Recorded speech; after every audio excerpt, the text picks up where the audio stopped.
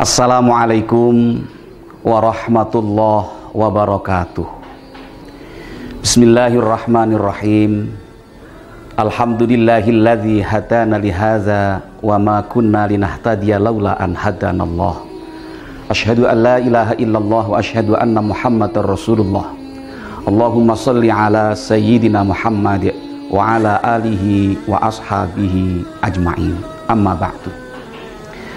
Para pemirsa yang saya hormati, yang dirahmati oleh Allah Subhanahu wa Ta'ala, marilah kita tidak henti-hentinya untuk terus bersyukur pada Allah Subhanahu wa Ta'ala, Zat yang senantiasa memberikan limpahan rahmat dan nikmat kepada kita semuanya, sehingga sampai detik ini kita masih merasakan nikmat yang luar biasa yang Allah berikan, yaitu menghirup udara segar yang tanpa bayar.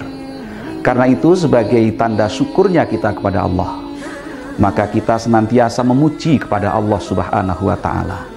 Dan di antara pujian itu yang paling mulia adalah mengucapkan hamdalah, alhamdulillahirabbil alamin.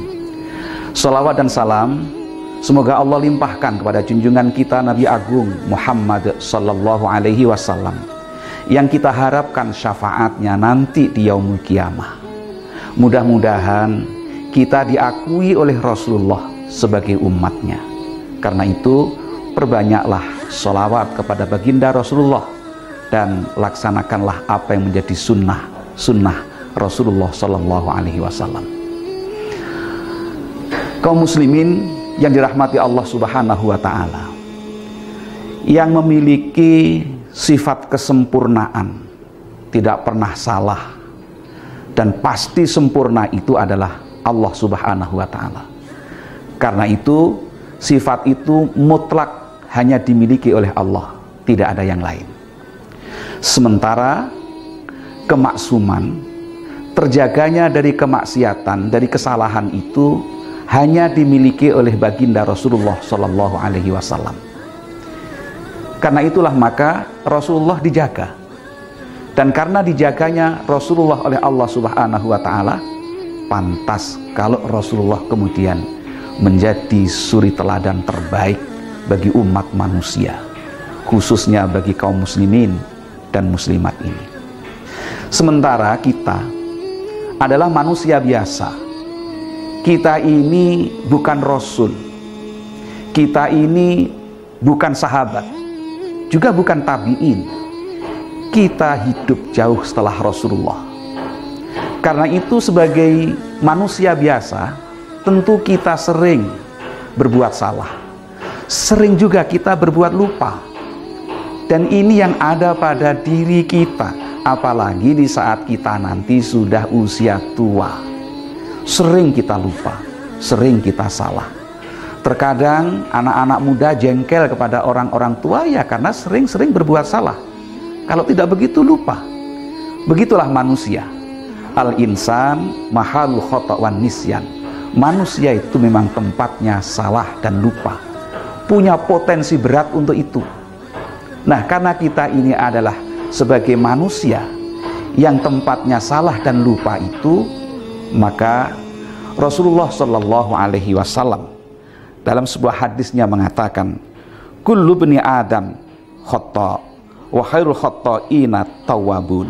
Rawahu Tirmidzi an Anas bin Malik. Setiap anak Adam itu adalah punya potensi untuk berbuat salah, dan sebaik-baik orang yang berbuat salah itu adalah orang yang mau bertaubat. Di dalam Al-Quran sendiri juga mengatakan, Allah berfirman, a'udzubillahi minasyaitonirrajim, innallaha yuhibbut tawwabina wa yuhibbul mutatahhirin.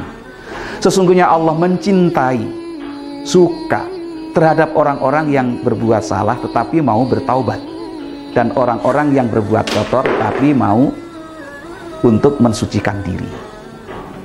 Nah, karena itu janganlah kita sebagai manusia itu kemudian merasa paling bersih.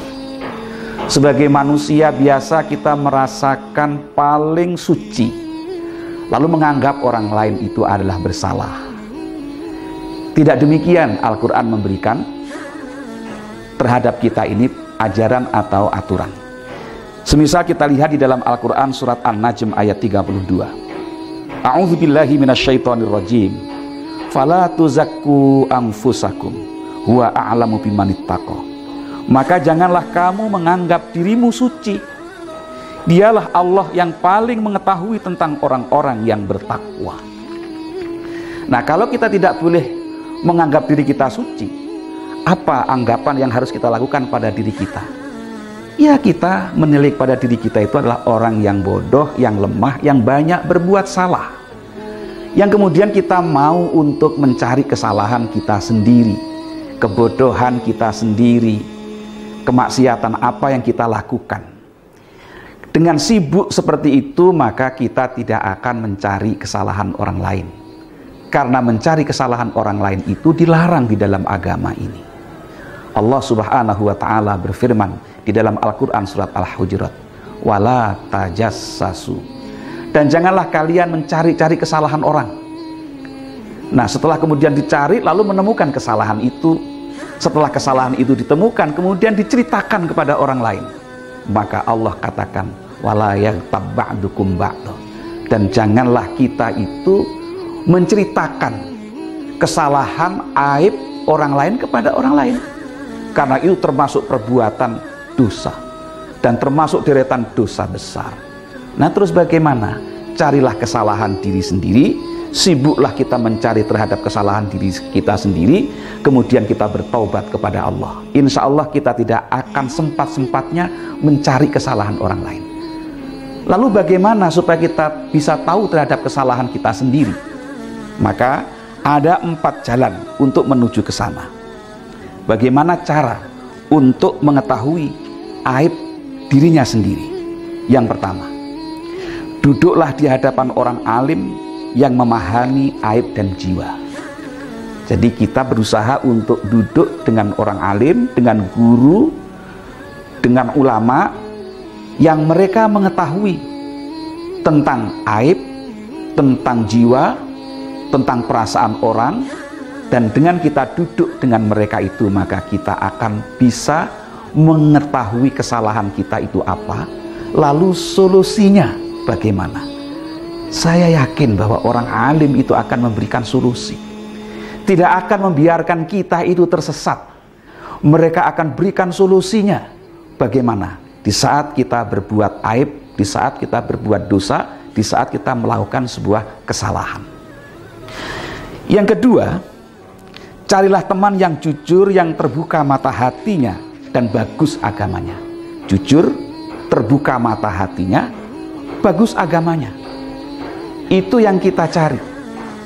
Mencari teman yang semacam itu tidak gampang, apalagi di era seperti sekarang ini.